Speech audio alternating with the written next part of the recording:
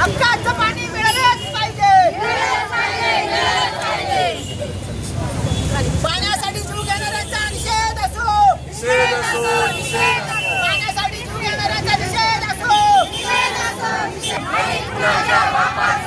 हक्काचं पाणी या परिषद प्रशासनाला विनंती आहे, पाणी द्या, पाणी द्या, पाणी द्या, पाणी हवं आहे, मिळालंच पाहिजे, मिळालंच पाहिजे।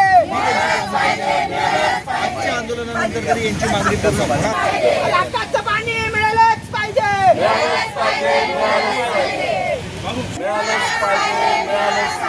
आमच्या आया बहिणी आमच्या हक्काचं पाणी मिळालंच पाहिजे। हक्काचं पाणी योग्य पाणी पिण्याजोगं पाणी आमच्या हक्काचं।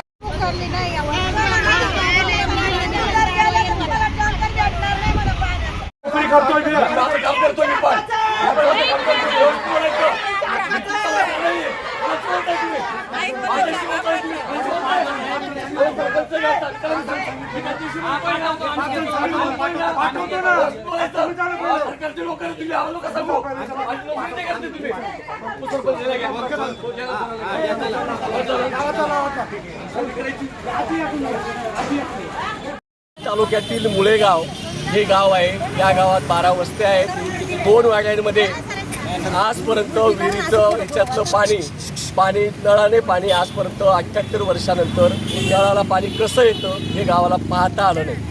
आता प्रयत्न करून या गावामध्ये जलजीवन मिशनमधून 3.5 कोटी रुपये खर्च करून पाईपलाईन करण्याचा प्रयत्न झाला। एक दिवस चेक झालं आणि दुसऱ्या दिवशी कुंभमेळ्याच्या रुंदीकरणाच्या रस्त्याच्या प्रक्रियेमध्ये ती पाईपलाईन तुटलेली आहे असं अधिकाऱ्यांचं म्हणणं आहे। परंतु आजपर्यंत त्या विहिरीमध्ये या सर्व माता भगिनींना 4 तास आपल्या आयुष्यातले रोज पाणी काढण्यासाठी जावं लागतं।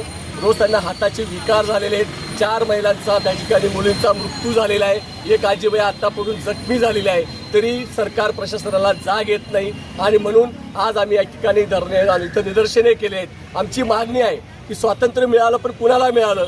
जवळ असलेल्या 40 किलोमीटर ठिकाणी असलेल्या या गावामध्ये जर पाणीसाठी महिलांना 1.5 किलोमीटर पावसाळ्यामध्ये सुद्धा चिखलातून जावं लागतं, त्याची व्यवस्था नाही, पिण्यासाठी शुद्ध पाणी मिळत नाही। आणि म्हणून या ठिकाणी आम्ही आंदोलन करतोय। आज आम्ही सांगणार आहोत 8 दिवसात ती पाईपलाईन दुरुस्त झालीच पाहिजे, अन्यथा आम्ही इथं बेमुदत आमरण उपोषणाला बसणार आहोत। हा इशारा आज सर्व ग्रामस्थांच्या वतीने आम्ही आज देत आहोत।